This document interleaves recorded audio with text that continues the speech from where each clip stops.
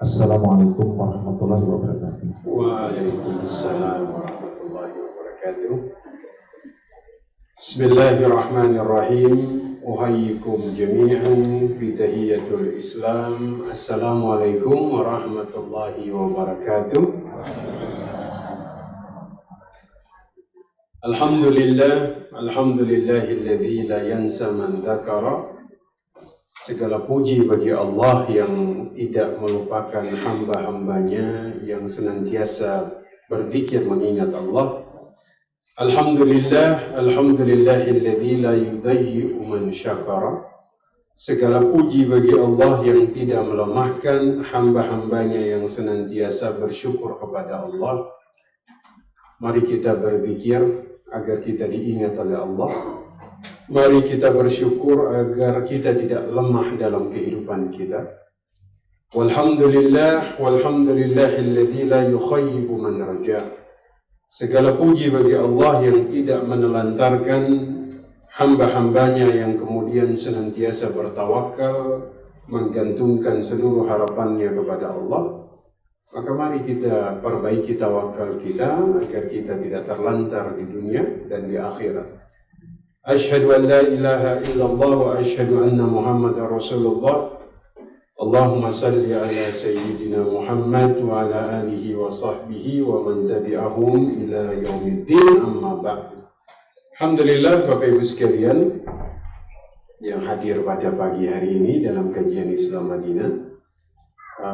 Izin saya menyapa Guru Besar dari Universitas Trisakti, Profesor Dr. Tatik. Beliau hadir pada pagi hari ini membersamai kita. Mudah-mudahan beliau sehat, Bapak Ibu sehat ya, dalam majelis ilmu yang kemudian kita lakukan di Islam Madinah. Hari ini bab yang kita bahas dalam fikih rumah tangga, ini bab tentang karakter-karakter suami. Ya. Jadi sebenarnya para suami ini yang paling banyak harus hadir pada pagi hari ini, Pak Dewo. Tapi seperti biasa, para istri yang paling banyak hadir. Emang ibu-ibu ini bab menuntut ilmu mereka paling rajin. Ya, Masya Allah. Jadi bab kita adalah bab tentang karakter suami. Ya. Nah, bab ini dikutip dari kitab Sahih Bukhari Muslim. Bapak Ibu tahu Imam Bukhari? Seorang ulama yang kemudian 18 tahun keliling dunia untuk membuat satu buku yang hari ini kita temukan namanya Sahih Bukhari. Asalnya itu dari Uzbekistan, Bukhara. Dari Uzbekistan. Ya. Bukhara. Nama aslinya itu sebenarnya bukan Bukhari, tapi Abi Abdillah Muhammad. Ya, itu nama aslinya itu Muhammad. Cuman ulama ini banyak yang terkenal dengan nama kunyah, alias. Kayak Imam Syafi'i itu nama kakeknya. Ya. Imam Abu Hanifah nama aslinya itu bukan Abu Hanifah. Ya. Sama seperti Imam Bukhari yang hari ini akan kita bahas. Imam Bukhari ini anak yatim. Banyak ulama tuh anak yatim. Dari kecil ditinggal ayahnya. Imam Syafi'i, Imam Ahmad ibn Hanbal, Imam Sufyan al-Thawri, Imam Bukhari, Ibnu Hajar al-Asqalani. Ini ulama-ulama besar yang lahir dari tangan seorang perempuan yang ditinggal wafat suaminya, tapi mereka tidak menikah lagi karena memilih membesarkan anak-anaknya menjadi anak yang saleh. Makanya banyak perempuan itu punya tugas yang sangat besar. Ya, ulama besar itu lahir dari tangan seorang wanita yang ditinggal suami. Dia memilih untuk tidak menikah agar bisa membesarkan anaknya menjadi anak yang saleh. Ya, kalau perempuan lebih tahan ya. Betul. Kalau laki-laki Jangan tunggu suami istrinya meninggal, masih sakit pun dia sudah cari-cari pengganti. Betul Bapak-bapak?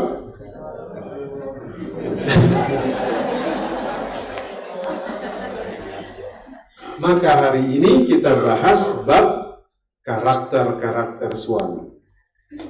Mudah-mudahan kita bisa merefleksikan diri kita, kira-kira kita masuk di bab yang mana. Makanya judul ini saya dan Pak Dewo itu sudah sebulan lalu Pak Dewo. Cuman karena ada satu dan lain hal, akhirnya dia baru bisa terlaksana hari ini. Kata Pak Dewo, deg-degan juga Ustadz ini. Ya. Kira-kira kita ada yang di mana? Kita mulai. Ini dari Aisyah radhiyallahu taala anha. Jalasa ihda asyarata imra'atan. Ya. Fata'ahadna wa ta'aqadna an la yaktumna minal akhbari azwajihinna syai'a. Jadi kata Aisyah, ada 11 perempuan itu berkumpul. Lalu mereka ini bersepakat untuk kemudian tidak menyembunyikan apapun yang berkaitan dengan kabar suami-suami mereka. Jadi mereka sepakat hari itu untuk menceritakan, mengabarkan di antara mereka 11 orang ini tentang kabar-kabar yang kemudian ada pada diri suami mereka.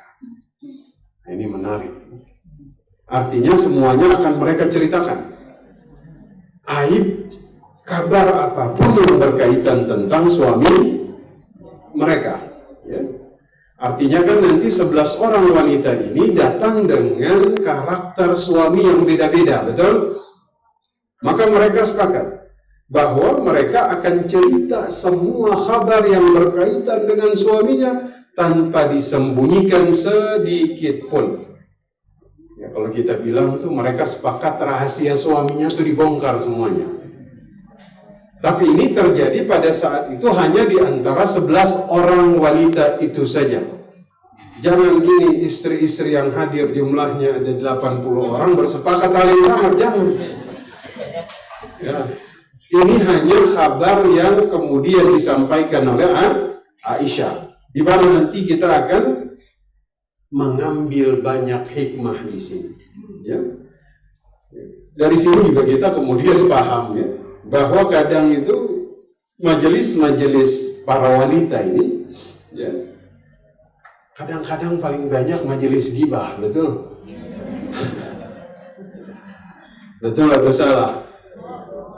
Betul ya? Kalau enggak mereka cerita tentang wanita lain di luar majelis mereka, kadang-kadang mereka ngobrol tentang suami mereka sendiri. Benar? Nah, maka begini, kadang-kadang majelis-majelis yang kemudian kita hadiri atau kita terbiasa berkumpul dalam satu perkumpulan, maka perkumpulan itu harus dibersihkan dari dosa ya. Dan ghibah terhadap orang yang jauh terhadap dengan orang yang dekat itu beda, ingat. Misalnya kita menceritakan keburukan orang lain, yang jauh dengan yang dekat itu berbeda. Contoh, kita tuh menceritakan keburukan orang yang jauh dengan kita, ya.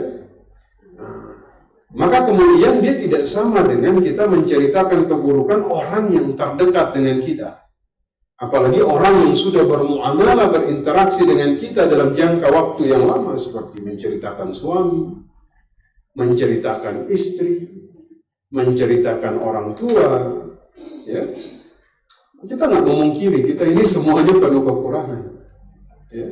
Penuh dengan aib.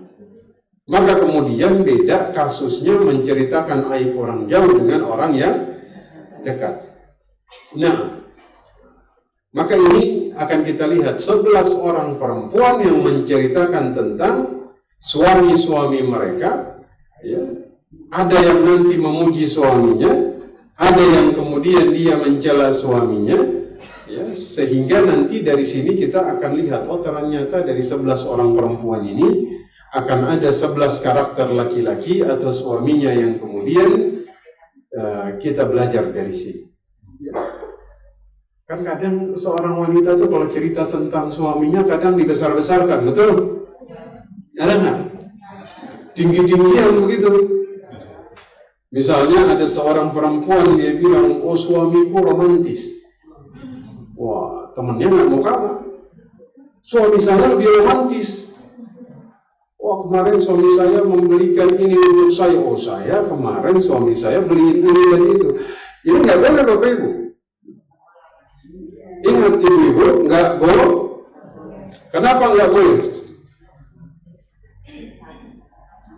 Kata Nabi Sallallahu Alaihi Wasallam, al-mutashabbihu bima lam yuqta kalabisin tuba zur. Jadi kalau ada seseorang menampakkan sesuatu yang tidak diberikan kepada dia, maka dia seperti halnya seseorang yang memakai dua pakaian kedustaan. Berapa pakaian kedustaan yang dia pakai? Dua. Karena dia menampakkan sesuatu seakan-akan dia miliki, padahal tidak dia miliki. Betul? Dia mengesankan bahwasanya dia ini seseorang yang wah begini, padahal tidak. Maka dia telah memakai dua pakaian kedustaan. Satu, dusta kepada orang lain. Yang kedua, dusta kepada Allah. Maka ibu-ibu kalau lagi ngobrolin suami yang tidak didapat, jangan bilang dia dapat. Ya. Seperti ada yang sekarang ini kan di media sosial banyak juga tuh apa istilahnya itu? Flexing. Itu masuk itu sebenarnya. Ya. Flexing itu sebenarnya masuk itu ya. Menampakkan sesuatu yang sebenarnya tidak dimiliki.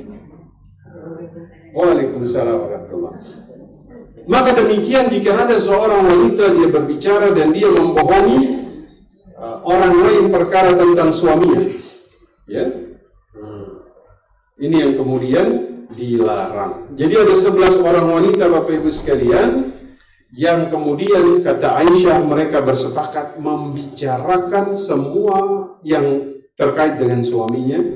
Mudah-mudahan 11-11-nya bisa kita bahas tuntas pada pagi hari ini. Amin ya Rabbal alamin. Diriwayatkan bahwa 11 orang wanita ini ada di dalam satu syarah yang mengatakan mereka ini bukan wanita muslimah, ya, tapi wanita zaman jahiliyah. Ya.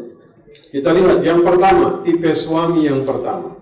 Wanita yang pertama dia mengatakan, ya, qalatil ula zawji lahmun jamalin ghad ala ra'si jabalin la sahlin fayurtaqa wa la saminin fayuntaqal. Wanita pertama dia bilang apa? Suamiku adalah daging unta yang kurus. Ini suami-suami yang kurus jangan diartikan dulu ini ya, tenang. Suamiku adalah daging unta yang kurus, ya, berada di atas puncak gunung, yang jika kemudian didaki, maksudnya tuh ketika dia ingin naik puncak gunung itu sulit didaki. Kalaupun dia berhasil sampai ke puncak, daging yang bisa diambil cuma sedikit. Saya ulangi, suamiku adalah seorang yang layaknya onta yang kurus, adanya di puncak gunung. Kalau saya daki gunung itu, sampai di atas ontanya kurus, dagingnya cuma sedikit. Kita lihat syarahnya seperti apa.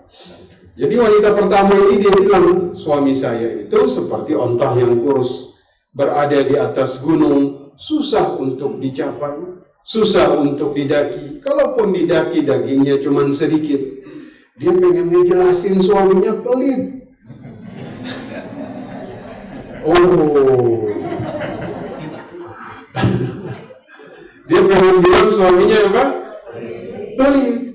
Kalau minta sesuatu dari suaminya nggak mudah dikasih. Saya ulangi, dia pengen bilang suaminya apa? Pelit. Kalau diminta kayak mendaki gunung. Mendaki gunung susah atau sulit? Mendaki gunung susah atau sulit? Sulit. Udah susah-susah diadaki, ternyata dapat dagingnya pun sedih. Itu suaminya kata dia. Ada di sini? Ada di sini? Atau ada di rumah? Ya. Jadi dia tuh pengen cerita, suami saya tuh diminta tuh susahnya minta ampun. Harus dirayu dulu. Udah begitu sekalinya dikasih cuma sedikit. Masya Allah. Ini tipe pertama saja sudah jadi pukulan kepada banyak suami di luar sana ini. Ya. Ibu-ibu gimana? Apakah suaminya seperti tipe yang pertama? Seperti onta yang kurus ada di puncak gunung? Ibu-ibu kalau minta sama suami sekali diminta langsung dikasih? Masya Allah. Minta apa dulu Ustaz? Ya, baik. Istri itu kalau sakit biar dia cepat sembuh gampang bapak-bapak. Bawa ke toko emas, insya Allah dia langsung sembuh. Makanya ini nasihat bagi para suami. Ya, kata Nabi, tidaklah engkau memberikan nafkah dengan mengharapkan ridha Allah, kecuali engkau dapat pahala, bahkan hanya sesuap nasi di mulut istrimu, kamu dapat pahala. Subhanallah. Suami nyuapin istri dapat pahala. Ya. Makanya kemudian ini luar biasa, nih hadis ini mengatakan, jadi kalau ada suami menyuapi istri jangan dianggap itu hanya pamer kemesraan, bukan. Itu ibadah itu. Dapat pahala. Ya, makanya kalau ada seorang suami menyuapi istri itu dapat pahala ibadah. Cuman jangan diposting di media sosial. Kadang-kadang suaminya, istrinya nggak mau. Bukan istrinya nggak mau, kasihan sama yang lain yang nggak pernah disuapin. Ini bisa muncul ain nanti. Tahu ain? Melihat dengan hasad. Ya. Maka itu yang pertama. Maka Bapak Ibu sekalian yang dimuliakan Allah Subhanahu Wa Taala. Jadi seorang suami itu dia harus paham bahwasanya dinar yang dia infakkan kepada seseorang untuk bebaskan budak, dinar kepada fakir miskin, dinar untuk istrimu, yang paling besar pahalanya itu justru kepada istri. Kenapa? Karena yang di luar sana hukumnya sunnah.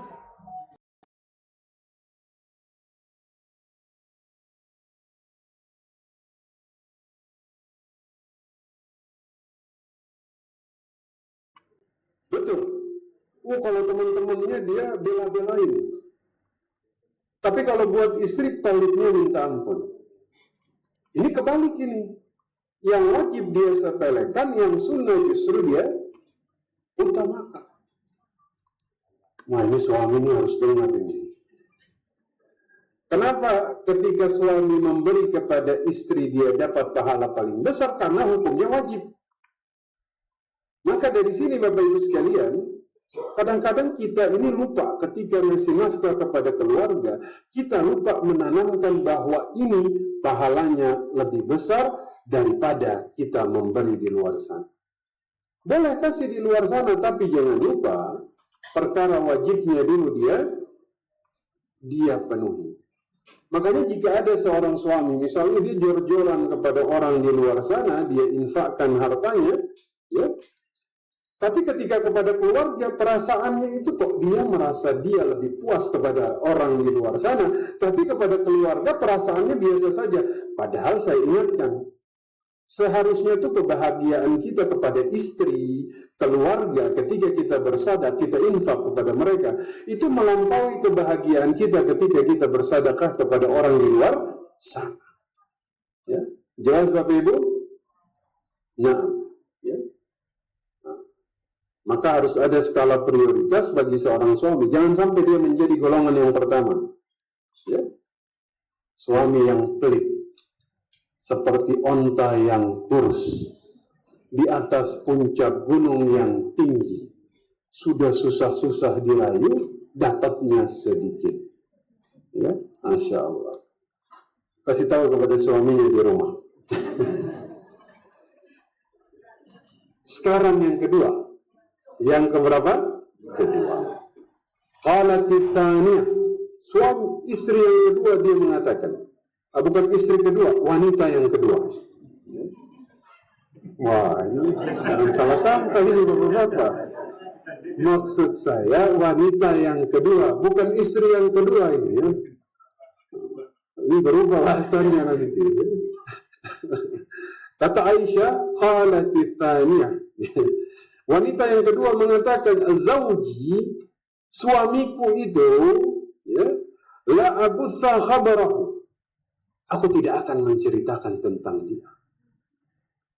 Aku tidak akan menceritakan tentang khabarnya. Inni akhafu an la azarahu. Saya takut kalau saya ceritakan tentang dia, nanti saya meninggalkan dia. Ya. In adhkurhu udhkur ajarahu wa nujarahu. Kalau saya sebutkan tentang dia, maka saya cerita tentang urat-urat yang muncul di tubuhnya dan juga perutnya. Apa maksudnya? Urat-urat yang tidak enak dipandang, ini istilah ya. Aib. Ini istilah untuk apa? Aib. Ya. Seperti keburukan yang terlihat. Ya. Jadi wanita ini, dia itu seakan dia keluar dari apa yang sudah mereka sepakati. Mereka kan sepakat. Kita akan menceritakan semua kabar tentang suami kita. Nggak ada yang disembunyikan. Wanita yang kedua, dia keluar. Dia bilang, saya nggak mau cerita sama sekali. Dia hanya cerita globalnya saja. Saking banyak aib pada diri suaminya. Dia takut kalau dia cerita nanti, saking banyaknya, udahlah. Akhirnya dia meninggalkan suaminya. Dia khawatir kalau dia cerita, dia nggak berhenti. Saking banyaknya aib suaminya, dia khawatir nanti dia nggak berhenti menceritakan aib suaminya. Ya? Ada juga yang menyatakan dia itu nggak tega menceritakan. Ya? Dia khawatir kalau nanti kabar ini sampai ke suaminya, dia akan dicerai oleh suaminya.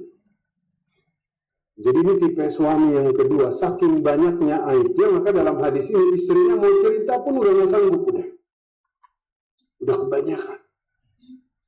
Istrinya tuh merasa dia nggak sanggup sudah menceritakan aib suaminya.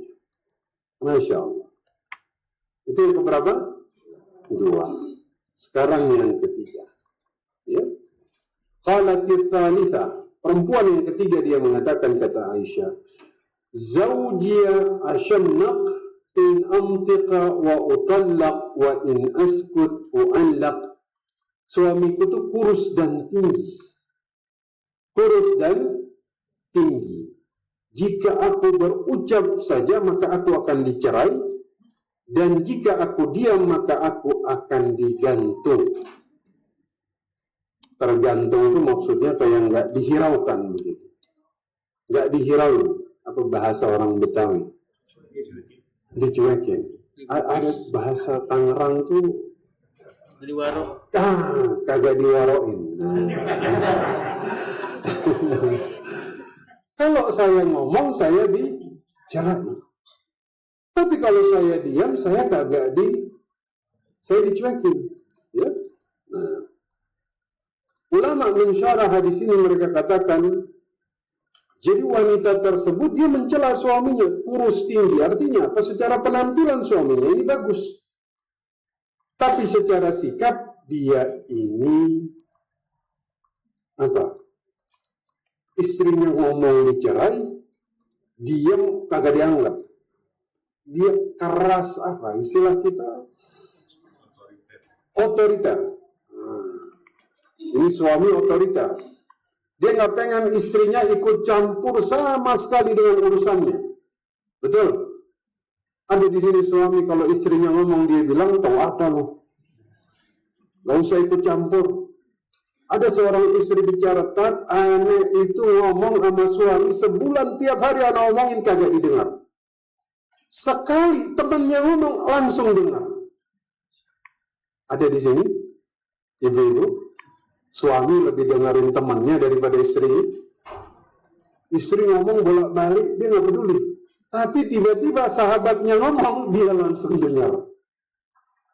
Ini tipe suami yang ketiga.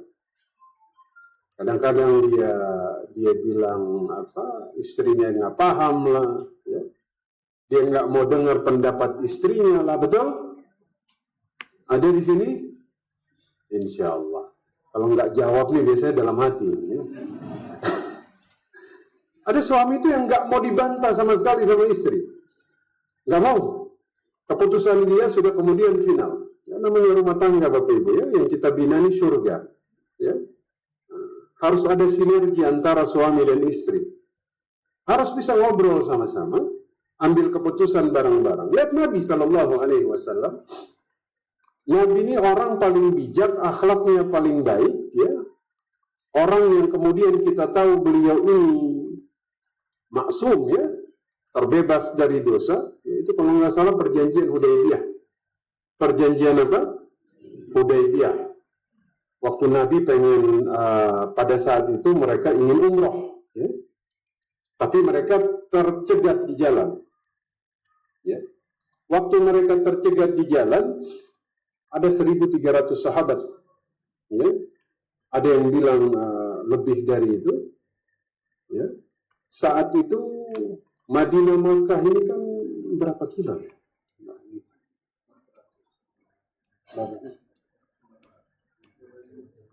Makkah Madinah ini berapa kilometer? 600-an. Ya. Waktu sudah sampai di Hudaybiyah itu sudah tinggal 20 kilometer. Saat itu ternyata mereka dicegat. Akhirnya mereka berunding.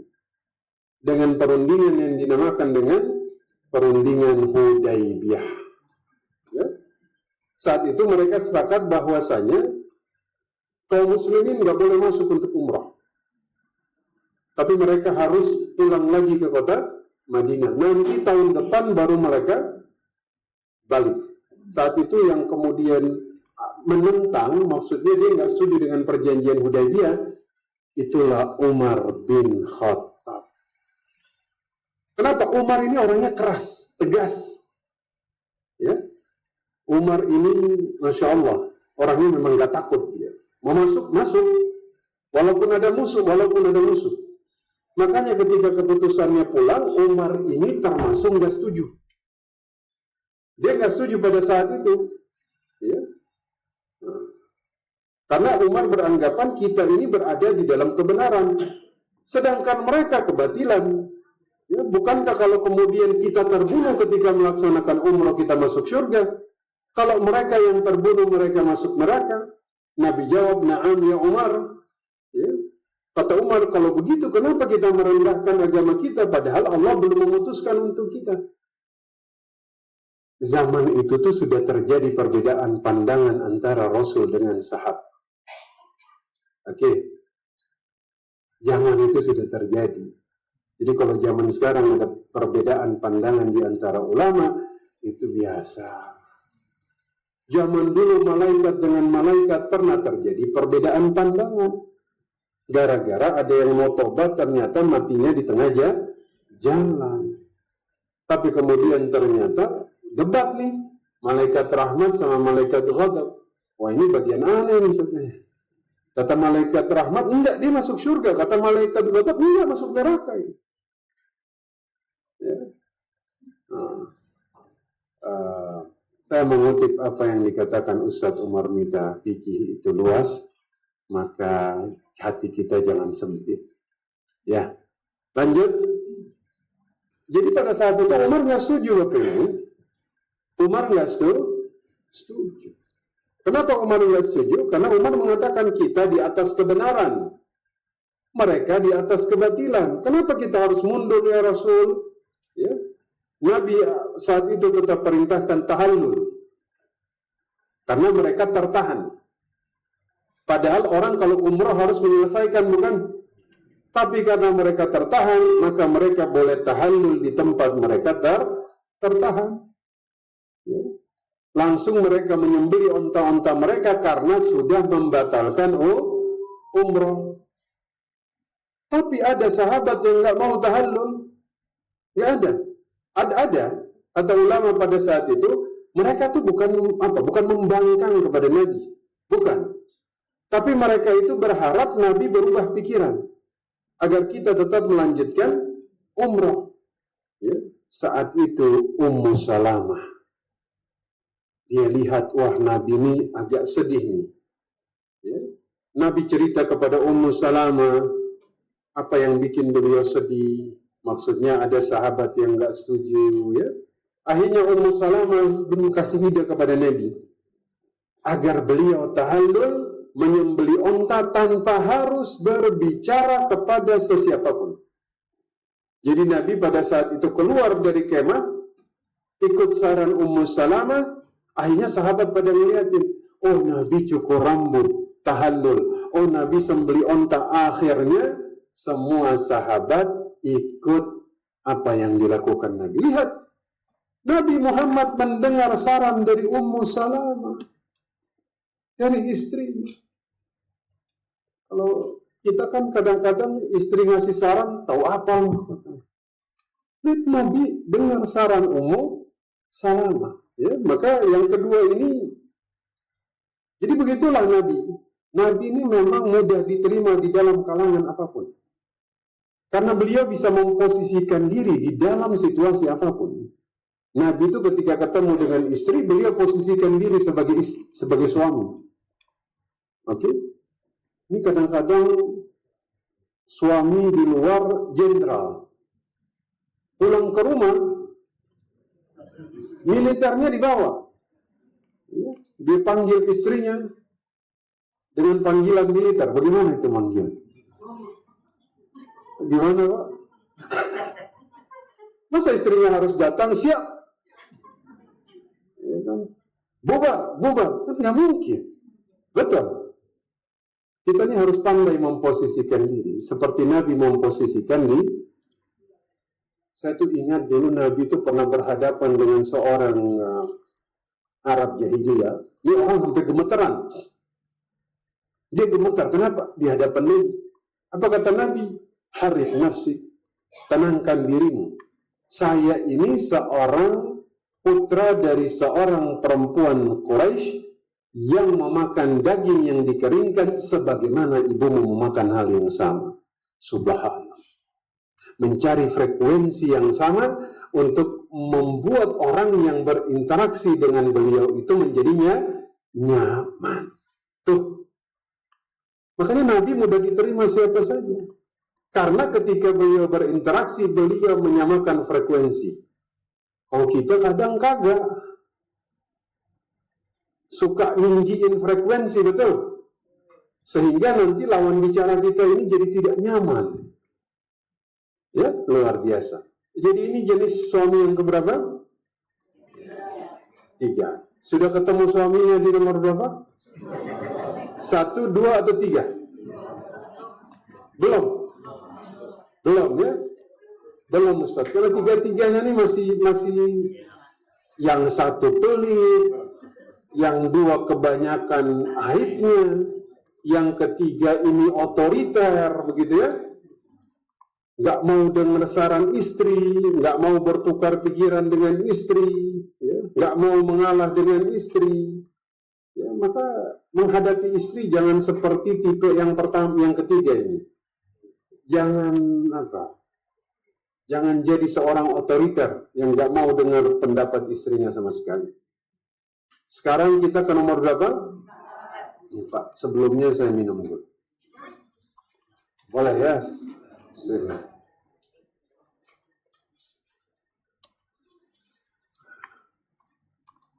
Ini bisa selesai nggak nih? 11 hari ini. Insyaallah ya. Tipe suami yang keempat. Ya. Qalatir rabi'ah. Kata Aisyah, wanita keempat menyatakan, Zawji kalaili Tihamah. Suamiku seperti malam hari di pegunungan Tihamah. Ya. La harrun wala qurrun, tidak panas, tidak dingin. Wala makhafata wala samata, tidak ada ketakutan, tidak ada rasa bosan. Ya, pegunungan Tihama. Ini dalam satu riwayat yang lain, Nabi kemudian pernah cerita tentang seorang yang datang di hari kiamat bawa amal soleh sebesar bukit Tihama, tapi kemudian dihancurkan seperti debu yang berterbang. Tapi dalam riwayat ini diceritakan oleh Aisyah, ada suami seperti malam di gunung Tihama. Nggak panas, nggak dingin, nggak takut, nggak ada rasa bosan. Ya. Kan pegunungan itu kan kalau siang dia panas, kalau malam dia dingin. Dia pengen cerita, suaminya ini nggak romantis. Ya, dia nggak romantis, tapi dia juga nggak kasar. Dia nggak romantis, tapi dia nggak kasar. Artinya dia tuh apa? Bagi istrinya tuh dia tidak menakutkan. Itu biasa saja, ya. Nggak membosankan juga. Jadi dia ini memuji suaminya nih apa? Sedang-sedang lah, ya. Suaminya ini bukan orang yang romantis, ya. Namun suaminya juga romantis enggak, tapi cuek juga enggak. Ya. Rupanya wanita yang keempat ini agak-agak galau rumahnya. Dia bingung, artinya kan suamiku enggak romantis, tapi juga enggak cuek. Dia enggak kasar juga, ya. Artinya dia menceritakan bahwasanya suaminya tuh ada di antara itu, ya. Jangan-jangan suaminya ibu-ibu paling banyak di nomor 4? Romantis sih enggak, Ustaz. Ada perhatiannya tapi sedikit-sedikit. Ya, perhatiannya sedikit. Ya. Kasar enggak, biasa aja. Ya. Nah, itu yang keempat. Ya. Dia juga enggak terlalu berlebihan dalam perhatian. Tapi ya enggak juga dia ini terlalu cuek begitu ya. Ini yang keempat. Sekarang yang kelima, Bapak Ibu sekalian. Qalatil khamisah. Yang kelima menyatakan, Zawji in dakhalal fahida wa in kharaja asida wa la yas'alu amma ahida. Yang kelima dia bilang, suamiku tuh jika masuk rumah seperti macan, tapi jika keluar rumah maka dia seperti singa. Dan tidak pernah bertanya tentang apa yang dia dapati. Kata ulama ketika mensyarah, wanita kelima ini sedang memuji suaminya. Kalau masuk rumah kayak apa? Macan. Kalau keluar rumah kayak apa? Singa. Dia nggak pernah bertanya tentang apa yang dia dapati. Jadi wanita ini ketika dia bilang dia masuk rumah seperti macan, ya macan ini kan diantara sifatnya suka tidur. Maka suaminya ini orang yang cuek. Ya, permasalahan di rumahnya itu dia cuek benar, udah nggak terlalu. Ya, dia cuek. Macan itu punya sifat suka tidur. Ya, dia tuh suka nggak terlalu peduli dengan apa yang ada di dalam rumah. Dia nggak pernah tanya tentang urusan rumahnya. Ya. Nah, itu yang kemudian diceritakan wanita yang kelima. Ya, maksudnya dia tuh ada masalah, dia nggak mau terlalu dibesar-besarkan. Memang masalah itu dikecil-kecilkan, dihapuskan, dilupakan. Itu seharusnya seperti itu. Masalah kalau kecil dibesar-besarkan jadi apa? Besar. Masalah yang sudah hilang jangan diungkit-ungkit. Kalau diungkit-ungkit maka dia akan sama kayak luka. Luka tuh kalau digaruk terus dia akan berdarah lagi. Nah ini problematika perempuan ini. Dia ingat kesalahan suami hatta 20 tahun yang lalu. Ini perempuan kalau disuruh cerita kesalahan suami, oh dia ingat. Betul ibu-ibu? Jadi suami itu harus siap. Ini kalau dia rewind, ya, Kalau dia rewind, itu tanpa ada satu pun yang dia miss. Betul Ibu? Betul. Ada satu perkataan Ali bin Abi Thalib.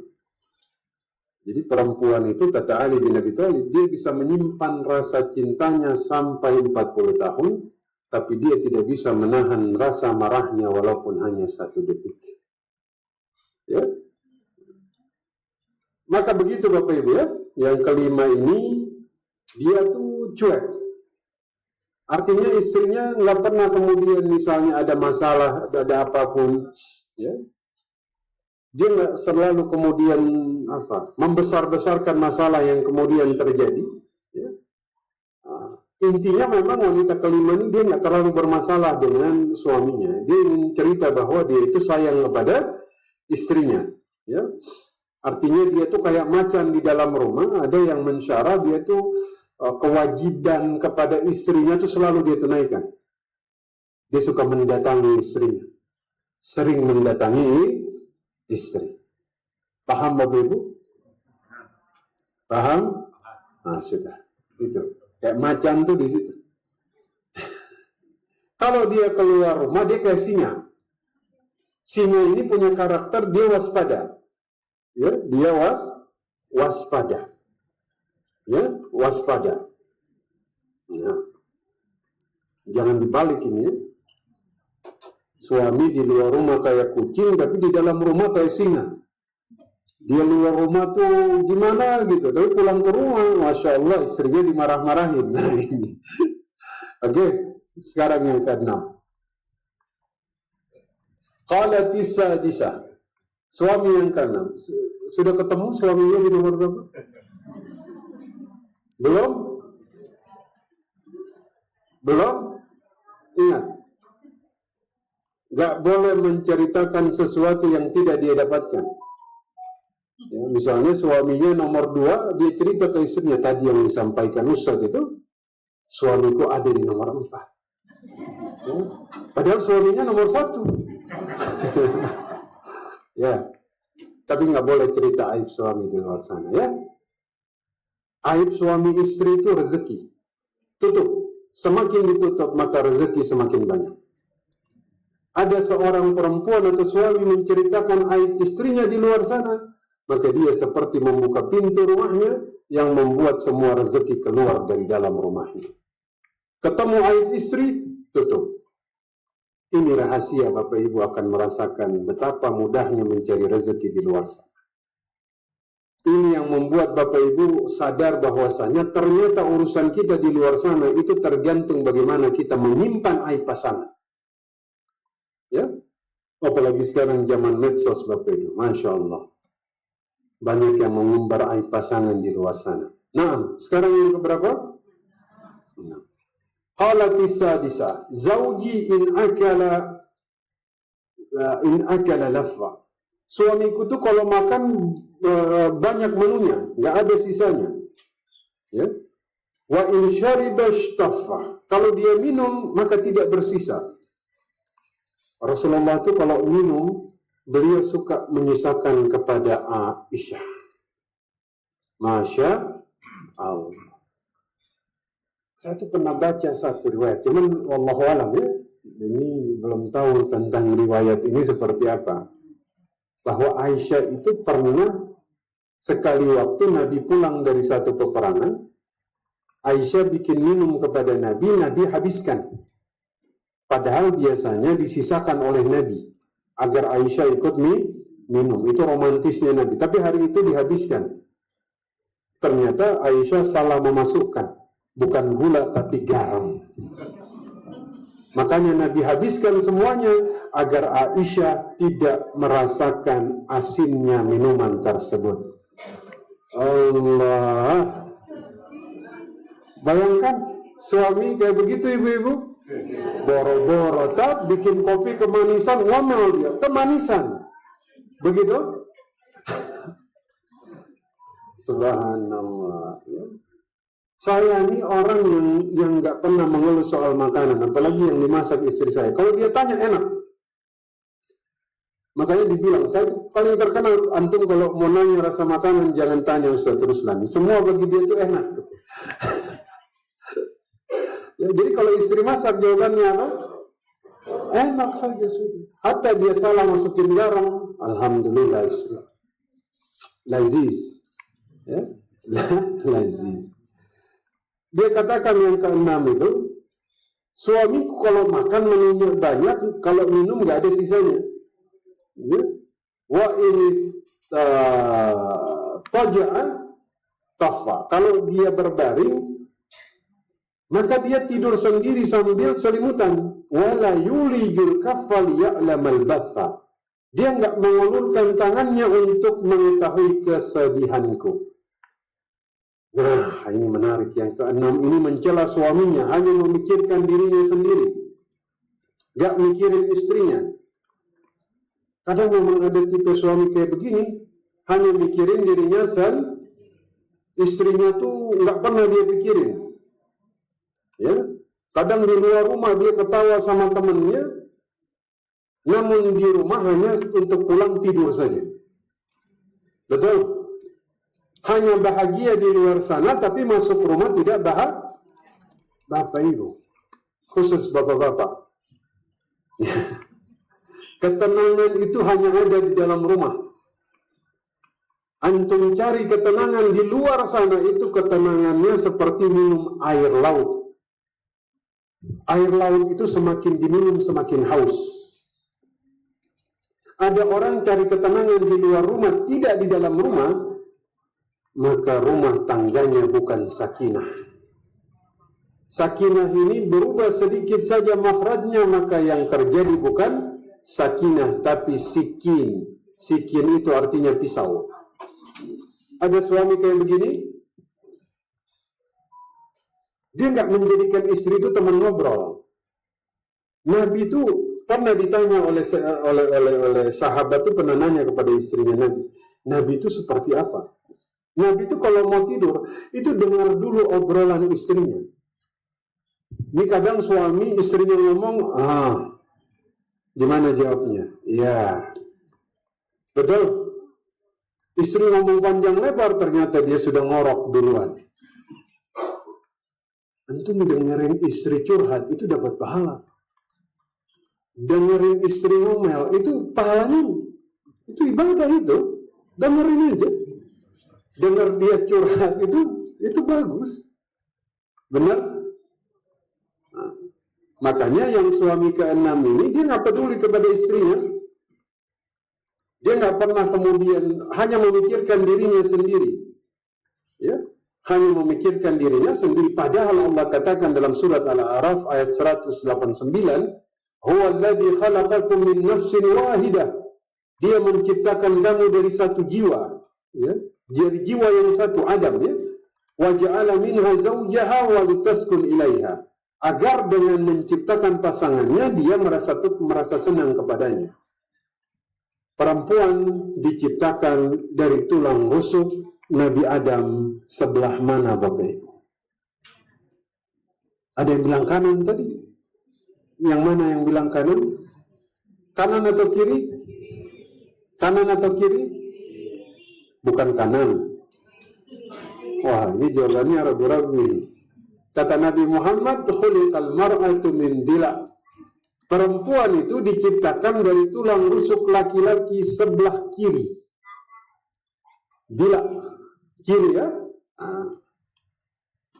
Ada satu ungkapan yang sangat indah dari Imam Fakhrul Razi. Sebelah kiri ini berarti, kiri ini dekat ke jantung. Jantung itu berarti untuk didekat, untuk dijaga. Kenapa Allah tidak menciptakan perempuan dari tulang kaki laki-laki? Karena perempuan bukan untuk diinjak. Tuh, mintila. Maka kalau ada seorang laki-laki tidak merasa tenang kepada istri, di luar rumah dia rasa tenang, pulang ke rumah dia nggak tenang, di luar rumah saya lebih merasakan ketentraman dan kebahagiaan, ngumpul sama teman-teman baru dia bahagia, ya, nah ini bahaya ini. Ada suaminya kayak begini, Lebih suka nongkrong sama teman-temannya daripada pulang bersama istrinya. Ini tipe yang keberapa? Maka bapak-bapak ini harus sering dengerin istrinya curhat. Ya, bapaknya. Ini hari ini kita ngomong bapak-bapak ini ya, tapi ibu-ibu nanti next ini kita bahas. Tenang. Ya. Kata Nabi Sallallahu Alaihi Wasallam, bukan Nabi, dari Ibnu Abbas. Dari Ibnu Abbas. Bitu inda khalati Maimunah. Aku pernah bermalam di rumah bibiku Maimunah. Jadi aku tuh dengar Nabi sebelum tidur tuh ya beliau bercakap-cakap dulu dengan istrinya. Dengar keluhan istrinya hari itu. Gimana urusan yang kemudian dia jalankan. Baru kemudian tidur. Ya. Sampai beliau tuh kalau safar istrinya harus dibawa. Harus dibawa. Ya. Ada bapak-bapak yang safar istrinya nggak boleh ikut di sini. Nabi itu safar istrinya harus dibawa. Sampai-sampai beliau tuh mengundi istri mana yang harus ikut. Mengundi. Ya kalau kita kagak diundi, cuma satu. Nah. Kalau Nabi itu, jadi Nabi itu mengundi. Kenapa? Saking dia itu cinta sama semua. Gak ada pilih kasihnya. Ya, Masya Allah. Luar biasa. Ya. Maka para suami jadikan istri sebagai tempat untuk bercerita. Ya, malah jangan sampai istri bercerita kepada orang lain, nanti akhirnya aib kita terbongkar. Betul? Ini yang keberapa? 6. Ya. Jadi banyak juga tuh suami yang di luar sana justru dia bahagia, pulang ke rumah dia nggak bahagia. Nah ini bahaya. Ya. Sekarang yang keberapa? 7. Qalatis sabi'ah. Wanita ketujuh mengatakan zauji ghayaya'u aw ghayaya'u tabaqa'u kullu da'in lahu da'un. Ya, syajjaki aw fallaki aw jama'a kullalaki. Ini yang ketujuh, ini luar biasa. Ini benar-benar dia celak suaminya. Dia bilang apa? Suamiku tuh bodoh. Dia bilang suaminya bodoh. Suaminya tuh tidak pandai di dalam urusan ranjang. Semua penyakit ada dalam diri dia. Ya. Dia melukai kepalamu, melukai badanmu, atau mengumpulkan seluruhnya untukmu. Ini yang paling parah ini. Ya. Di antara tipe yang kemudian sudah kita sebutkan. Jadi suami istrinya ini bilang, suaminya ini kayak unta jantan yang nggak bisa menggauli unta betina. Ya. Bahkan dia bilang suaminya ini seseorang yang bodoh. Ya. Masya Allah.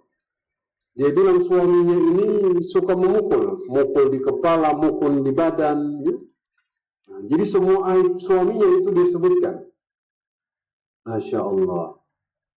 Maka bapak-bapak sekalian, Nabi itu mengukur seorang laki-laki dari cara dia memperlakukan istrinya. Khiyarukum khairukum wa altafukum fi ahlihi. Yang paling terbaik dari kalian adalah yang paling baik dalam memperlakukan istrinya. Jadi begitu cara Nabi menilai seorang laki-laki, beliau nilai bagaimana interaksi dia dengan istrinya. Kalau dia baik dengan istrinya, berarti laki-laki ini seorang yang baik. Betul? Maka kita lihat kalau ada laki-laki suka memukuli istrinya, ini orang bermasalah. Ini bermasalah. Ya. Kalau bapak-bapak punya teman suka mukulin istri, maka berhati-hatilah ketika bermuamalah dengan dia. Hati-hati. Ini cara Nabi mengukur sahabat, beliau lihat. Dia kepada keluarganya seperti apa. Ya. Mudah-mudahan Allah kasih hidayah, ya, sehingga misalnya ada suami yang pernah memukul istrinya, dia minta maaf kepada istrinya. Amin ya rabbal alamin. Sekarang yang keberapa? Ke-8. Qalatis tsaminah. Wanita yang ke-8 dia mengatakan zauji masu arnab rihu zarna. Suamiku sentuhannya seperti sentuhan kelinci, baunya seperti bau zarna. Jadi yang ke-8 ini dia memuji suaminya. Suaminya ini seperti apa? Sentuhan kelinci, lembut. Ya. Suaminya ini menyenangkan. Ya kan kalau kelinci itu kan semua orang mau megang kelinci, betul? Kan kalau lihat kelinci itu apa? Arnya gemes gitu ya. Gitu. Jadi dia kalau sama suaminya tuh senang. Ya. Kelinci kan kalau dipegang rasanya halus. Nah inilah sifat suami yang ke-8 ini. Masya Allah. Zarnab. Zarnab itu tumbuhan yang mengeluarkan bau yang wangi. Zarnab. Disentuh seperti kelinci, baunya seperti zarnab. Zarnab itu jadi suaminya itu selalu menjaga apa? Selalu menjaga dirinya. Jadi suami itu, ini kadang suami sering bilang, istri harus tampil menarik di depan suami. Betul? Tapi jangan lupa suami juga harus tampil menarik di hadapan istri. Itu Ibnu Abbas kalau mau pulang ke rumah rapih, pakai wangi-wangian. Ya, jadi kata wanita yang ke-8 ya suamiku kalau disentuh seperti kelinci, baunya seperti zarnab. Ya, lembut kepada istri. Inni uhibbu an tazayyana lil mar'ah. Ibnu Abbas bilang, saya tuh suka berhias di hadapan istriku. Kama uhibbu an tazayyana lil imra'ah. Sebagaimana saya suka istriku berhias di hadapanku, maka saya pun berhias di hadapan istriku. Tuh. Jadi dua-duanya harus seimbang. Istri jangan sampai kekondangan rapihnya luar biasa. Pulang kondangan pakai apa itu? Minyak kampak. Ya, udah masuk angin sudah. Ya. Oke. Nabi itu tidak suka ketika ada bau tidak enak dari tubuhnya. Maka kata Aisyah, kana Rasulullah sallallahu alaihi wasallam yashtaddu alaihi an yujada minhu rih. Nabi itu suka risih kalau didapati bau yang kurang menyenangkan dari tubuhnya. Jadi Nabi itu menjaga agar tubuhnya ini tetap wangi.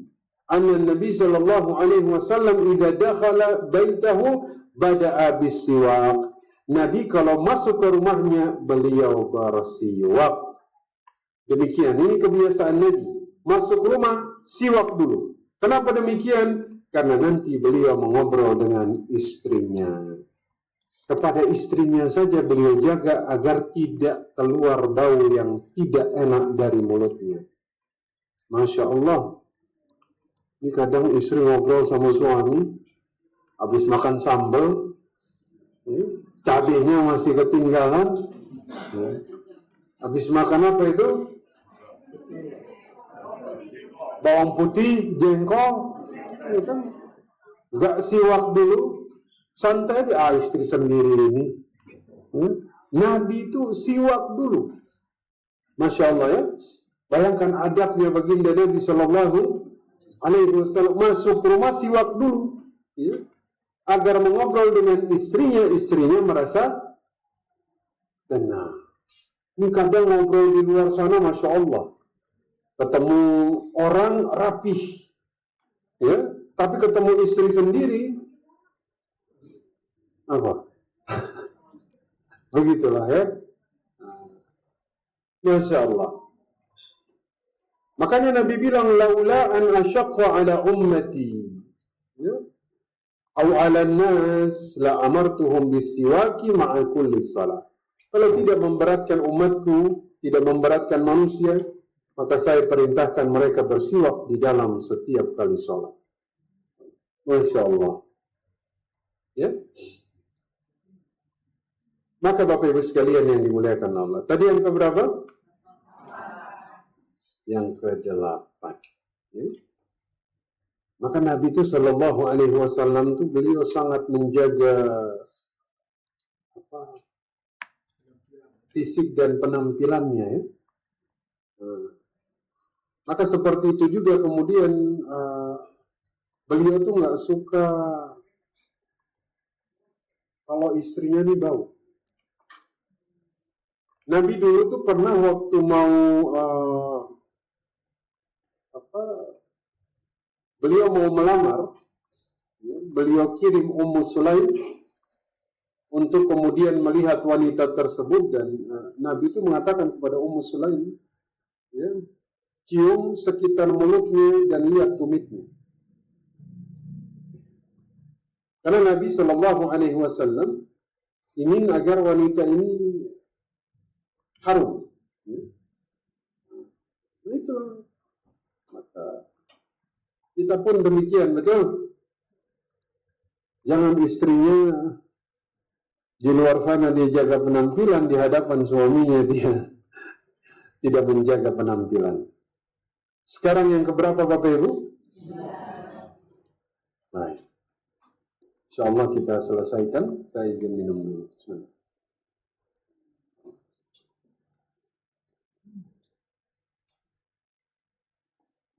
Yang ke-9, qalatit tasi'ah.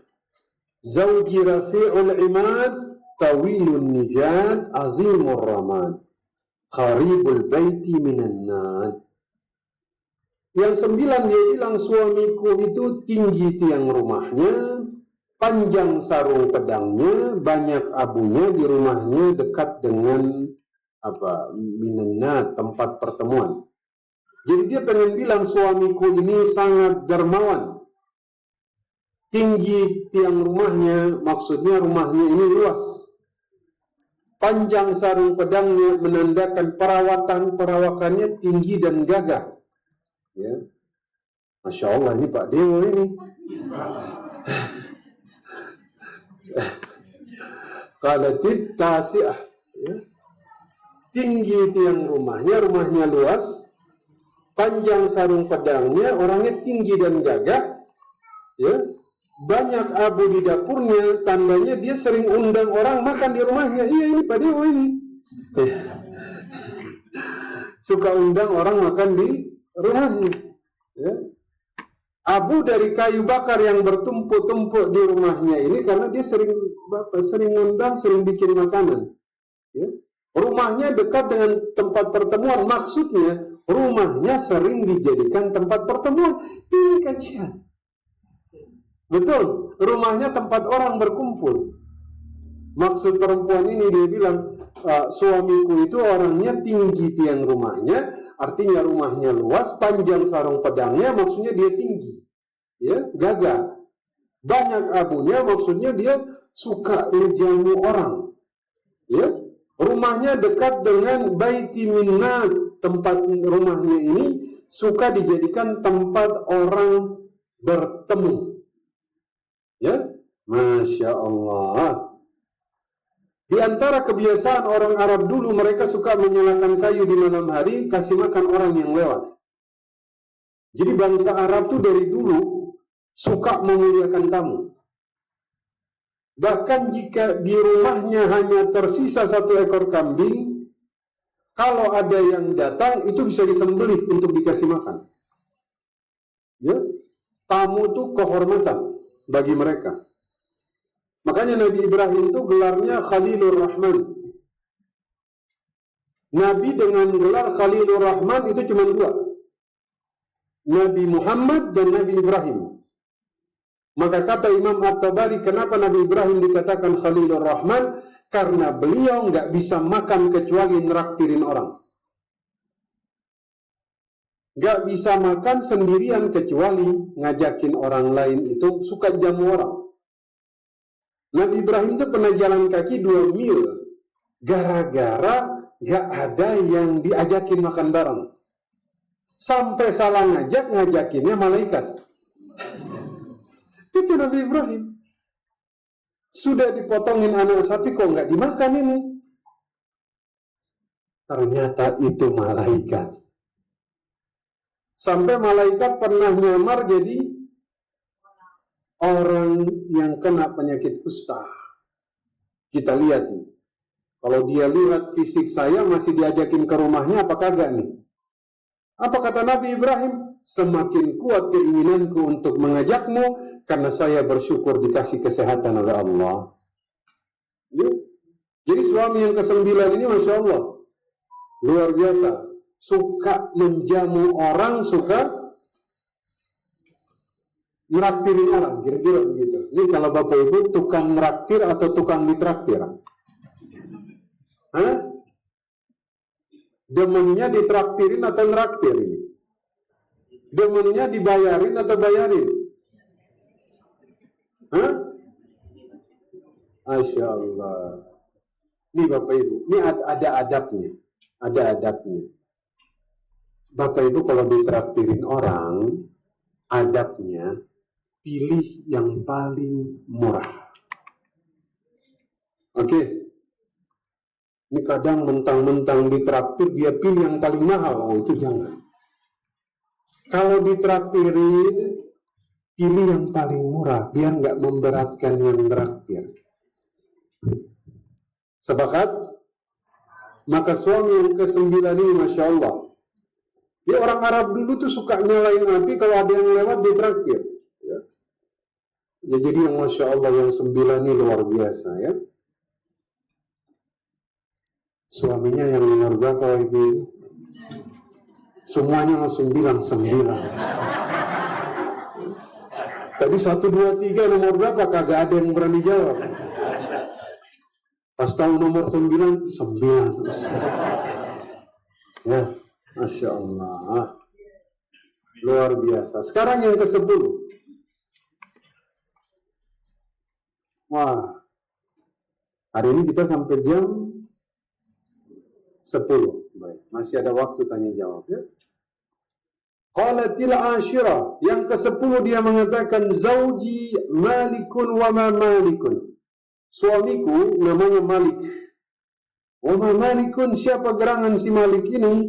Malikun khairun min dzalik. Malik adalah lebih baik dari semua pujian yang diberikan kepadanya.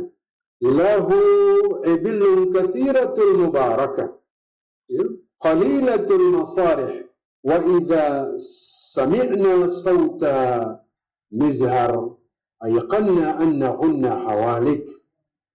Dia punya unta yang banyak kandangnya, sedikit tempat gembalanya. Jika unta tersebut mendengar suara tanda kedatangan tamu, maka unta tersebut yakin mereka akan binasa. Jadi wanita ke-10 dia bilang suaminya ini dermawan. Suaminya apa? Dermawan. Maksudnya suami ini baik banget.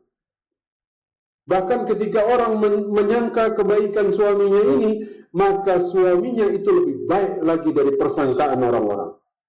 Masya Allah.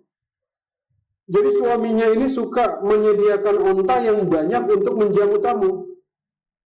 Maknanya, ontanya banyak di kandangnya, tapi sedikit tempat gembalanya. Maksudnya ontanya ini banyak. Tapi sebelum digembalakan sudah disembelih dulu. Maka onta-ontanya ini kalau kedengaran ada yang datang di rumahnya atau datang tamu, maka onta-ontanya sudah stres karena mereka yakin mereka akan disembelih. Begitu tuh, Masya Allah. Artinya dia suka undang orang di rumahnya, ya. Dia suka undang orang di rumahnya, Masya Allah. 10. Suaminya ibu-ibu nomor berapa?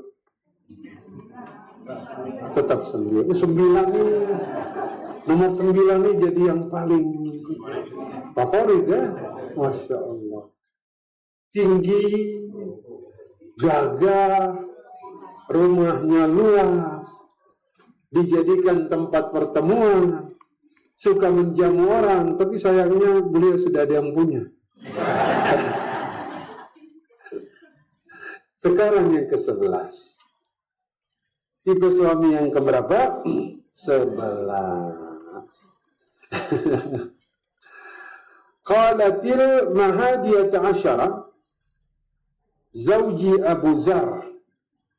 Masya Allah. Yang ke-11 ternyata dia bilang suamiku Abu Zar.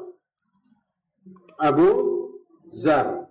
Wama Abu Zar, siapa Abu Zar? Dia yang memberatkan telingaku dengan perhiasan Dia yang memenuhi lemak di atas tanganku, dia menyenangkan aku gembira, dia mendapatiku pada peternak-peternak kambing dengan kehidupan yang sulit, dia jadikan aku berada di tempat para pemilik kuda dan unta. Dia menghaluskan makanan dan suara-suara hewan ternak, di sisinya aku berbicara, aku tidak dijelek-jelekkan. Aku tidur di pagi hari, aku minum hingga aku puas. Abu Zar, siapa gerangan ibunya? Ibunya adalah yang mengumpulkan perabotan rumah. Dia punya rumah yang luas. Siapa putranya? Putranya Abu Zar, tempat tidurnya adalah pedang. Dia sudah kenyang jika dia memakan lengan kambing betina tuna. Ini yang paling luar biasa, nomor 11. Yang terbaik di antara yang terbaik. Jadi suaminya nomor berapa? Begitu tuh. Begitu. Makanya saya tanya terus, kan saya bilang ini belum dengar yang ke-11 sih. Iya kan? Dengar yang ke-11 pasti pindah. Suaminya yang paling 11. Maksudnya telinganya itu berat dengan perhiasan, itu dikasih perhiasan. Memenuhi lemak artinya istrinya senantiasa dikasih Jadi dulu itu tanda seorang wanita itu sejahtera, semakin dia gemuk maka dia sejahtera. Benar. Dulu Bapak Ibu, di Mesir itu dikatakan, mertua itu kalau dia datang ke rumah mantunya, yang dia buka pertama itu apa? Lemari. Ada makanannya atau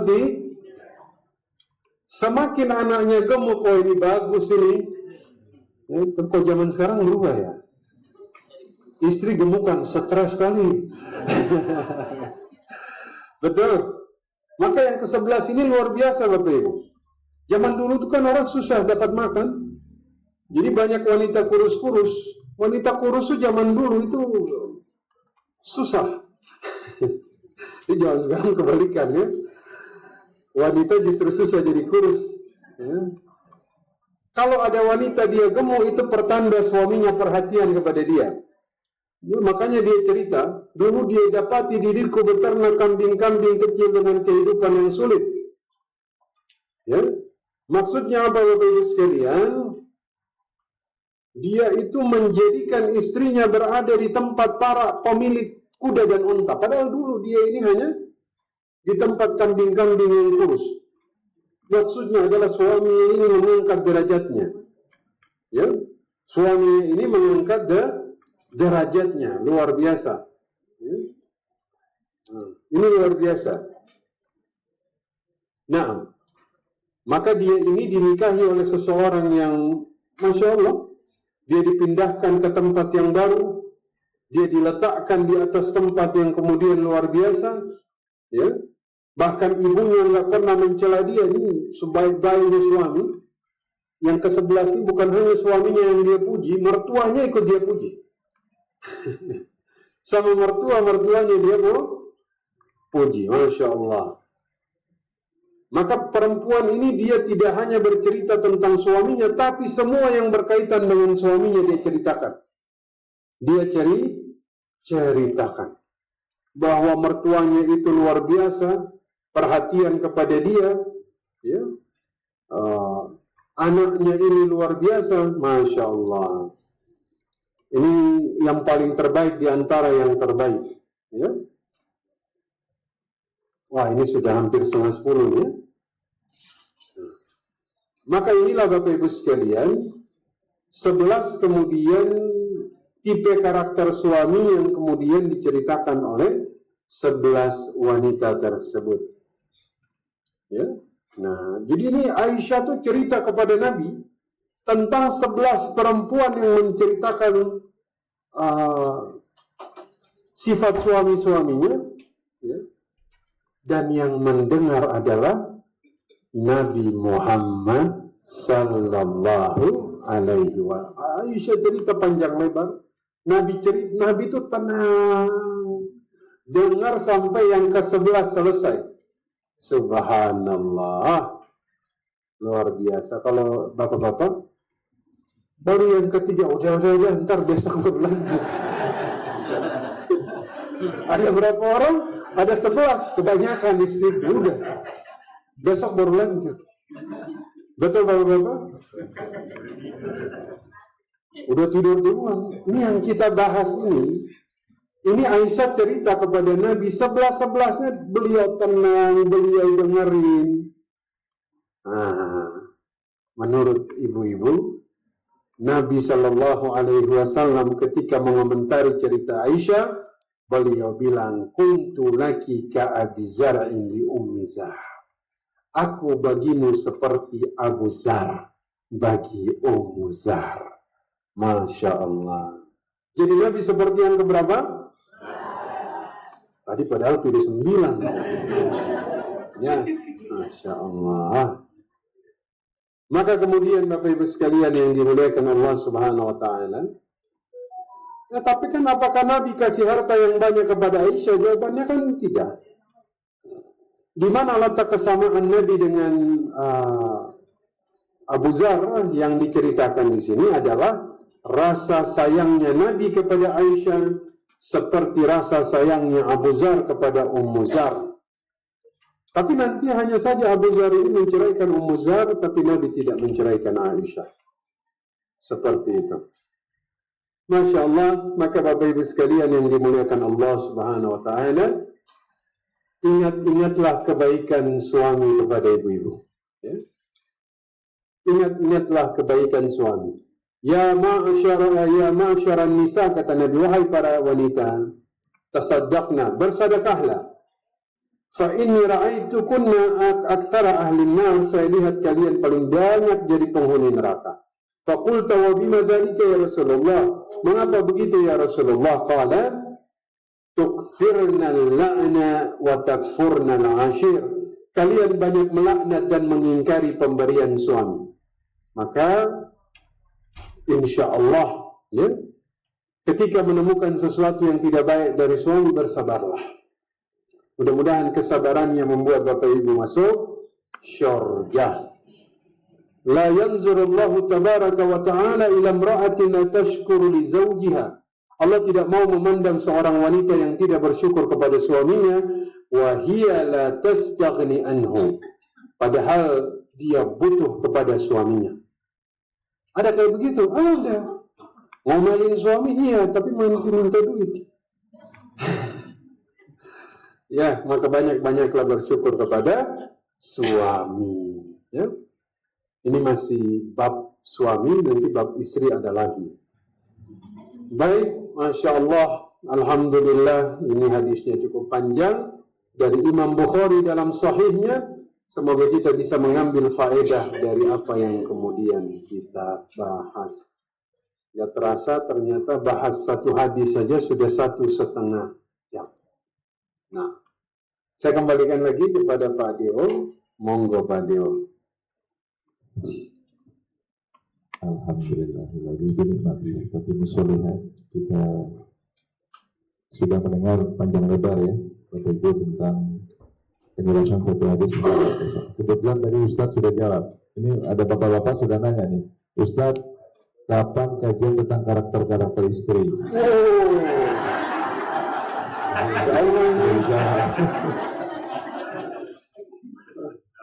Balas dendam ini rupanya. Ya, baik. Ya. Izin saya bertanya satu dahulu, Ustadz.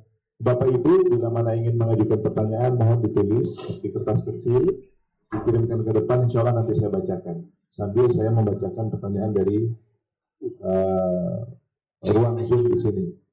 Tapi juga rupanya sudah ada yang masuk melalui Instagram ya, Bu Yonita, nanti mohon dapat dibacakan. Ini yang pertama dulu saya bacakan. Ustadz, suami saya baik sekali, sayang sekali kepada saya, nafkah kami sangat cukup, harta kami sangat cukup, beliau sangat perhatian, tapi tidak pernah sholat fardu. Bagaimana sikap saya sebaiknya kepada suami saya ini?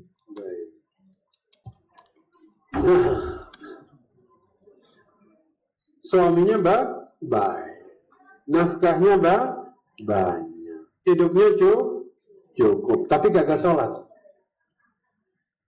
Sama suami yang nafkahnya nggak terlalu cukup, dia nafkahi tapi kurang, tapi dia memenuhi semua kewajiban sholat fardunya. Pilih mana? Yang satu nafkahnya lebih dari cukup, perhatiannya luar biasa, tapi kagak sholat. Yang kedua, dia nafkahi semampu dia, tapi nggak cukup. Tapi dia jaga semua kewajiban sholatnya. Pilih mana?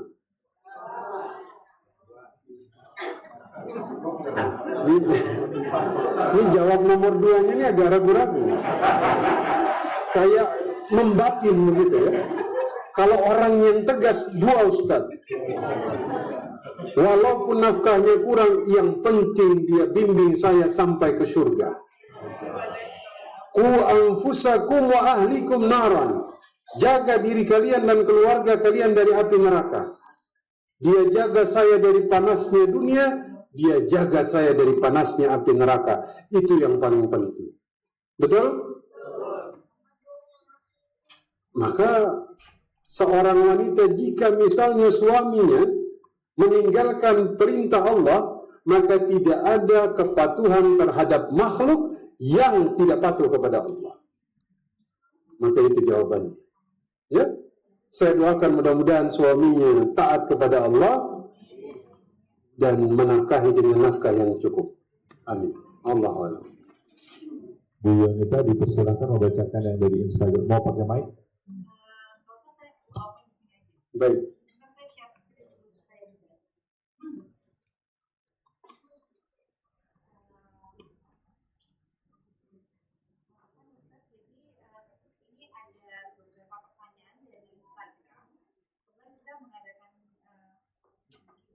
Oh, Masya Allah. Saya kemarin dapat hadiah dari Palestina, Masya Allah. Jadi saya, karena di sini kan sudah sering ya, jadi saya kasih buat Yang di rumah. ini. Baik. Lewat Instagram. Yang pertanyaan pertama ini dari, jadi pertanyaannya dulu ini adalah yang akan mendapatkan berikut. Dari akunnya namanya Winwit Aswin. Bismillah. Assalamualaikum Ustaz. Semoga Ustaz dan jemaah bersama Dina selalu dalam lindungan dan keberkahan. Ustaz, bagaimana sikap terbaik kita menghadapi karakter yang kurang baik atau kekurangan suami dan mengubahnya menjadi kebahagiaan bukan menjadi pertengkaran? Baik. Karena kita sebagai pasangan pun tidak luput dari Kekurangan.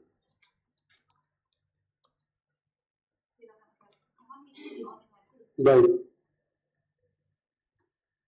Nah, bagaimana agar kemudian sikap terbaik menghadapi karakter suami yang kurang baik, mengubahnya menjadi kebahagiaan, bukan menjadi pertengkaran. Ya. Nabi ketika diminta nasihat, ya Rasulullah, awsini khairan, nasihati saya dengan kebaikan. Jawabannya, la taghdab, jangan marah. Habis itu dia tanya lagi, kata Nabi, la taghdab, jangan marah. Habis itu dia tanya lagi, la taghdab, jangan marah. Diulangi 3 kali. Boleh nggak bertengkar dalam rumah tangga? Boleh. Asalkan caranya tepat, alasannya tepat, kadarnya tepat, untuk alasan yang tepat. Suami diskusi berdua boleh. Ya. Maka salah satu hal yang menjadi permasalahan di rumah tangga adalah ketika kemudian seseorang menikah, dia itu nggak mengenali dirinya. Apa maksud mengenali dirinya? Kita tuh harus kenal apa kekurangan kita, apa karakter kita, sehingga kalau kita menikah, kita menemukan kekurangan dalam diri pasangan, dari situ kita sadar, saya pun punya kekurangan. Sebagaimana dia punya kekurangan. Makanya perempuan pakaian bagi laki-laki, laki-laki pakaian bagi perempuan. Dua-duanya sama-sama saling menutupi kekurangan masing-masing. Ya. Wa min ayatihi, dan di antara tanda-tanda kebesaran Allah, an khalaqa lakum min anfusikum azwaja. Wa min ayatihi, ayat-ayat Allah. Bapak Ibu tahu ayat-ayat Allah hanya yang bermakhraj, hanya yang berhuruf yang kita baca di dalam Al-Quran, tapi ternyata ada ayat Allah yang tidak berhuruf, tidak bermakhraj, tapi bersuara. Siapa dia? Pasangan hidup. Itu ayat Allah. Wa min ayatihi an khalaqa lakum min anfusikum azwaja. Di mana Allah menjadikan dari diri-diri kalian azwaja. Azwaja ini dua pasang ketemu jadi satu, namanya azwaj. Kalau satu pasang saja namanya zauj. Setengah pasang ketemu setengah pasang sempurna? Belum. Dua-duanya ketemu baru sempurna. Litaskunu ilaiha, agar kalian merasa tenang dengannya. Maka jika kemudian ibu menemukan ada karakter suami yang kurang baik, maka perbaiki pelan-pelan. Jangan cerita kepada orang di luar sana. Jangan libatin orang lain. Suami itu dia punya kesalahan, tapi jangan coba-coba cerita ke orang di luar sana. Karena seorang laki-laki, dia itu rasa sakit ketika diketahui aibnya oleh orang lain itu sudah berbeda. Maka jika seorang istri dia menemukan suaminya begini, pelan-pelan. Pelan-pelan. Begitu juga seorang suami, perempuan kan tulangnya bengkok. Kalau dilurusin paksa dia patah. Kalau kagak dilurusin dia bengkok terus. Betul? Maka jika seorang perempuan menemukan ada kekurangan pada suaminya, maka dia harus melihat ya dia juga punya kekurangan. Kesadaran kita bahwa kita ini nggak sempurna, ini berefek ketika kita memandang orang lain. Ya? Dia menemukan suaminya punya kekurangan ini, dia kalau dia tahu siapa dirinya, ya saya pun kadang-kadang begitu juga, betul? Orangnya tuh mudah memberi uzur bagi orang lain. Ini orang beriman tuh orang yang mudah nyari uzur. Seperti itu. Saya kira jawabannya singkat saja, Bu. Next.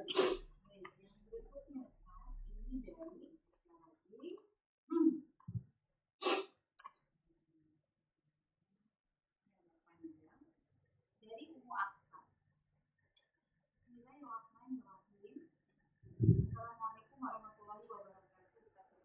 Semoga Ustaz dan peserta kajian Fakultas ini selalu dalam ridho dan lindungan Allah Subhanahu wa Ta'ala, dan dimudahkan jalan yang berbeda. Pertanyaan saya adalah, bagaimana saya mendekati atau bagaimana seorang mendekati suami yang belum mau membenarkan bacaan-bacaan sholat seperti Al-Fatihah yang sepengetahuan saya wajib hukumnya membaca dengan benar. Apalagi beliau sering mengajak keluarga untuk berjamaah, sudah sering diingatkan, tapi beliau sepertinya enggan untuk belajar. Apakah sholat kami sebagai makmum sah karena Al-Fatihah si imam salah makhluk dan tajwid, dan bagaimana caranya kami sebagai keluarga bisa mengingatkannya? Baik. Masya Allah. Ada seorang suami diminta untuk kemudian memperbaiki makhraj bacaan Qur'annya, tapi dia nggak mau. Tapi dia senantiasa mengimami keluarganya. Karena memang seorang laki-laki itu menjadi imam bagi keluarganya. Imam dalam kehidupan, imam di dalam sholat. Maka seorang imam itu harus kemudian memperbaiki bacaan, baik makhrajnya, ya, semuanya harus dia perhatikan. Agar apa? Agar kemudian dia bisa mengimami istri dan anaknya. Ya ayyuhalladzina amanu qu anfusakum wa ahlikum nar. Wahai orang-orang yang beriman, jagalah diri kalian dan keluarga kalian dari api neraka. Ya, maka menuntut ilmu dalam hal ini adalah memperbaiki makhraj bacaan Qur'annya. Ini adalah salah satu wasilah Ini adalah salah satu cara bagaimana seorang kepala rumah tangga dia itu menjadikan dirinya ini pantas untuk mengimami istri dan anak-anaknya. Ya. Dulu pernah ada satu kejadian, seorang suami bertahun-tahun gak mau kemudian menjadi salat, gara-gara makhrajnya salah dibenerin sama anaknya yang jadi makmum. Dari situ beliau sudah tidak mau lagi mengimami. Ya. Maka kita ini harus berkewajiban belajar, dan belajar. Ya. Apalagi belajar tentang makhraj, tajwid. Karena suatu saat kemudian bapak-bapak ini yang mengimami, maka wajib hukumnya dia itu kemudian belajar makhraj tentang bagaimana memperbaiki bacaan salatnya. Singkat saja Bu Yani. Allah. Yang ketiga, Oke, ini pertanyaan terakhir dari Instagram. Saya share lagi. Dari Indah Juan. Pertanyaannya, Bismillahirrahmanirrahim. Assalamualaikum Ustaz. Saya ingin bertanya, bagaimana hukumnya jika wanita sudah tahu suami berselingkuh atau zina, tapi tetap diam mempertahankan rumah tangganya, seperti wanitanya? Berdosakah jika wanita tersebut yang lalu duluan mengajukan cerai? Bagaimana hukumnya jika si wanita sudah berucap kata cerai 3 kali? Kurang kali maksudnya. Sementara suami belum berucap kata. Syukur Ustaz. Assalamualaikum warahmatullahi wabarakatuh. waalaikumsalam, Masya Allah. Suami ketahuan selingkuh. Ya. Baik. Berzina, ya. Zina ini kan termasuk dosa besar bapak-bapak. Ya. Makanya hukuman dari zina pada zaman dulu itu ada yang muhsan sama ghairu muhsan itu. Bisa dirajam sampai dia mati. Apalagi jika dia kemudian sudah menikah. Ya. Maka zina ini termasuk salah satu dosa yang termasuk dosa besar. Yaitu akhir-akhir ini lagi baca banyak sekali aplikasi online yang kemudian dijadikan sebagai wadah para laki-laki untuk mencari apa istilahnya, perempuan bayaran untuk selingkuh, tinggal pakai handphone, ya. Itu waliyadzubillahi min dzalik. Sekarang judi online, zina online, pinjaman online, semuanya online. Waliyadzubillah. Nah, dia sudah mengucapkan talak 3 kali. Talak ini di tangan laki-laki atau perempuan? Laki-laki. Kira-kira gimana kalau perempuan itu juga boleh mentalak suami? Habis sudah. Debat sedikit, saya talak kamu. Begitu. Kalau talak di tangan perempuan, nih hari ini, satu dunia ini, 1 jam, kita bisa dengar ada ratusan ribu suami yang ditalak sama suami, sama istri. Makanya Allah ngasih talak itu di tangan karena istri kadang nggak bisa mengendalikan emosi. Tapi boleh nggak dia mengajukan cerai? Boleh, namanya khulu. Nanti hakim akan memfasakh, akan membatalkan pernikahannya. Tapi nanti dia harus mengembalikan mahar yang dulu dikasih sama suaminya. Ya, bahkan nafkah suaminya harus dia kembalikan. Ya. Jadi saya ulangi lagi, talak ada di tangan suami, tidak ada di tangan istri. Jika misalnya suaminya berzina dan dia minta talak, maka uzurnya sudah syar'i. Karena suaminya melakukan satu dosa besar. Ya. Tapi jika misalnya dia bersabar, suaminya bertaubat kepada Allah, mudah-mudahan kesabarannya berbuah syurga. Mudah-mudahan Allah ampunkan dosanya. Ya. Tapi kalau dia mendiamkan begitu saja, dia tahu suaminya itu zina, dia cuek aja udah. Yang penting saya diperhatikan, maka di sini dia juga ikutan dosa. Ada istri kayak begitu? Ada. Nggak apa-apa, suamiku dia di luar sana, yang penting saya diperhatikan, yang penting saya dinafkahi. Ini salah juga. Allah a'lam. Kita ke pertanyaan yang hadir di sini. Izin saya bertanya Ustaz.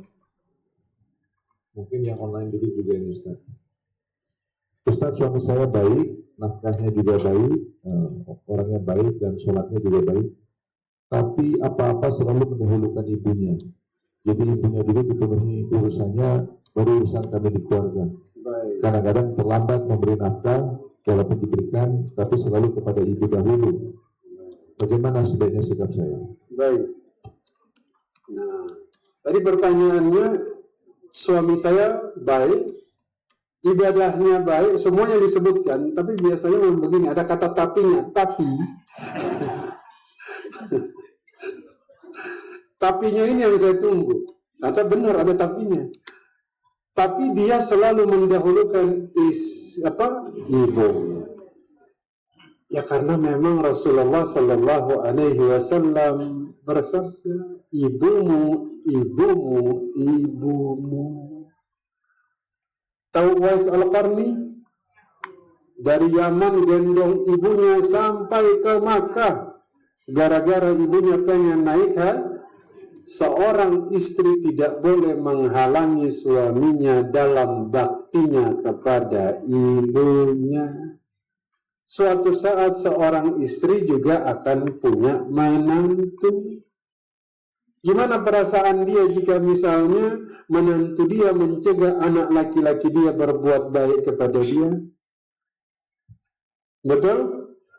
Maka jika ada seorang suami dia mendahulukan ibunya, jangan dilarang. Tapi di sini saya nasihat kepada suami, jangan sampai nafkah istri juga terbengkalai. Kenapa? Karena istrinya ini juga wajib dapat nafkah. Saran saya, dia harus proporsional. Betul? Dia memposisikan diri agar jangan sampai istrinya itu pakai kata tapi. Kalau sampai dia sudah pakai kata tapi, berarti di sini ada ketidakseimbangan. Mungkin gaji pertamanya semua dia kasih ibunya, istrinya nggak dapat, makanya istrinya ngeluh. Makanya suaminya harus pintar. Harus apa? Istri nggak boleh menghalangi seorang suami berbakti kepada orang tua, tapi suami harus kemudian dia tawazun, dia harus seimbang di sini, ya. Jangan sampai dia berbuat baik kepada orang tua, nafkah anak istrinya dia tinggalkan, itu juga nggak boleh. Karena semuanya sama-sama wajib. Seperti itu, ya. Wallahu a'lam. Kita masih ada? Udah. Sudah. Baik. Saya lanjutkan pertanyaan kalau ini dari ruang kajian ini Ustaz. Baik. Suami saya suka membuka aib saya dan aib anak-anak kepada keluarga besarnya. Bagaimana sikap saya yang terbaik? Baik. Nih, membuka aib orang jauh dengan membuka aib orang dekat itu beda. Dua-duanya sama-sama sesuatu yang buruk. Tapi lebih buruk membuka aib orang yang paling dekat. Karena secara psikologis itu kita punya tingkat kedekatan yang luar biasa. Makanya di sini Bapak Ibu sekalian, kita tuh seperti kata Ibnu Mubarak, seorang mukmin adalah seseorang yang mencari uzur bagi orang lain. Lihat kesalahan orang, cari uzur. Apalagi dia melihat kesalahan dari anak istrinya sendiri, cari uzur. Jangan mudah mengumbar aib keluarga di luar sana. Saya ingatkan Bapak Ibu seperti orang yang membuka pintu rumahnya sehingga rezeki mencari jalan untuk pergi dari rumahnya. Apalagi aib istrinya, aib suaminya dia ceritakan, itu fatal sekali. Aib dari pasangan hidup itu adalah aib kita sendiri. Aib anak kita itu aib kita. Kalau kita ceritakan di luar, itu sama seperti kita membuka aib diri kita sendiri di luar sana. Hidup tuh jadi mudah ketika kita menutup aib keluarga. Rezeki jadi gampang dicari ketika kita menutupi aib keluarga. Ada orang susah mencari rezeki, susah memahami sesuatu, bisa jadi karena ternyata dia membuka aib keluarganya di luar sana. Ya? Kepada orang lain saja kita harus menutupi aibnya. Nabi Shallallahu Alaihi Wasallam pernah menasihati. Beliau bilang, la takunu mithla fulan, jangan seperti si fulan. Fulan ini biasanya kata ganti yang digunakan untuk dua. Imma dia nggak tahu namanya, kedua dia tahu namanya tapi dia nggak mau sebut orangnya. Betul? La takunu mithla fulan, jangan seperti si fulan. Kenapa si fulan? Kata Nabi, yaqumu minal laili falam yusalli. Dia bangun malam nih, tapi nggak qiyamul lail. Jangan seperti dia. Nabi nggak mau sebut namanya. Kenapa? Nabi tetap menjaga muruahnya. Nabi tetap menjaga kehormatannya. Walaupun Nabi memberikan nasihat. Nasihat itu menginginkan kebaikan bagi orang lain, Bapak Ibu. Jadi kalau ada seseorang menasihati kita, tapi dia nasihat di hadapan orang banyak dia jatuhkan, dia tidak menginginkan kebaikan buat kita. Nasihat itu datang kepada orangnya, nasihat pelan-pelan. Jangan di hadapan orang banyak, itu bukan menginginkan kebaikan, tapi menjatuhkan muruah. Maka seperti itu ketika antum melihat kekurangan pada istri, panggil dia nasihat pelan-pelan. Ya, Nabi punya panggilan kepada istrinya, ya Humairah. Bapak-bapak punya panggilan kepada istrinya, ya Zaujati, ya Humairah. Atau Ayang Beb. Atau Ayang Beb. Iya kan? Atau jangan-jangan dipanggil yang, ya kan? Di situ dia bilang sama temannya, dia nggak tahu yang itu bukan sayang, peang katanya. Ya, panggil, jangan cerita ke orang lain. Jangan. Kalau sampai sudah keluar nih, kalau sampai dia keluar, maka akan sulit sekali untuk menghentikan dia berhenti di satu titik. Betul? Nah, mudah-mudahan Allah mudah. Allah. Mau ada quiz, Bu Yunita? Ada ya, satu pertanyaan lagi nih, Ustaz. Oh baik, silakan. Ini bapak-bapak kayaknya nih. Ustaz, apakah benar uang suami adalah uang istri dan uang istri adalah uang istri?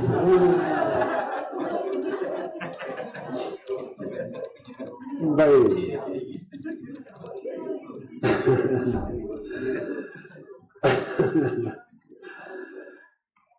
Uang istri uang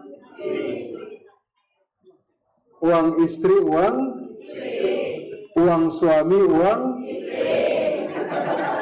baik. Ada benarnya tapi bisa juga salah. Uang suami ya uang suami. Kecuali dia sudah kasih ke istri, maka sudah jadi milik istri. Tapi namanya istri, hatta belum dikasih sudah dia bilang itu milik saya. Gitu. Makanya tuh kalau ada utang suami, utang. Ini perlu jebakan ini. Saya ingin tahu. Utang suami, utang istri, utang. Saya tuh mencoba, mereka tuh salah lidah, tapi Pak, ini urusan mereka punya daya tangkap yang luar biasa. Jadi utang suami ya utang suami, utang istri ya utang, bukan? Betul, nggak salah juga. Makanya coba deh, misalnya suami dia minta dari istri, di luar dia tiba-tiba mau beli sesuatu, dia nggak punya duit, misalnya duitnya ketinggalan, nah pinjam dong, berapa? 100. Pasti istrinya bilang apa? Utang ya. Benar nggak? Sampai rumah ditagih nggak? Ditagih nggak? Tapi coba istri minta dari suami, Pak, lupa nih bawa duit, minta 200 dong. Minta apa utang? Minta. Berani-beraninya suami bilang, tadi kamu utang 200, oh sudah. Siap-siap dikunciin udah. Gitu. Allahu a'lam. Demikian kajian kita, teman-teman. Izin saya menutup dulu yang di ruang Zoom karena insya Allah kuis hanya untuk yang di ruang kajian ini. Teman-teman yang di ruang Zoom, mohon maaf sebelumnya memang kuis berupa pertanyaan dari kami yang akan dijawab oleh para peserta kajian, akan ada hadiah sehingga yang di ruang Zoom tidak dapat mengikutinya. Mohon maaf sebelumnya, sampai berjumpa pekan depan pada kajian lanjutan bersama Ustaz Syarif Kibas tentang tata cara sholat sesuai cara Rasulullah Shallallahu Alaihi Wasallam. Semoga terus mau hadir pada kajian selama lima berikutnya. Saya tutup kajian di ruang Zoom dengan doa kafaratul majelis. Subhanallah, Allahumma wa bihamdika, asyhadu an la ilaha illa anta, astaghfiruka wa atubu ilaik. Assalamualaikum warahmatullahi wabarakatuh. Waalaikumsalam.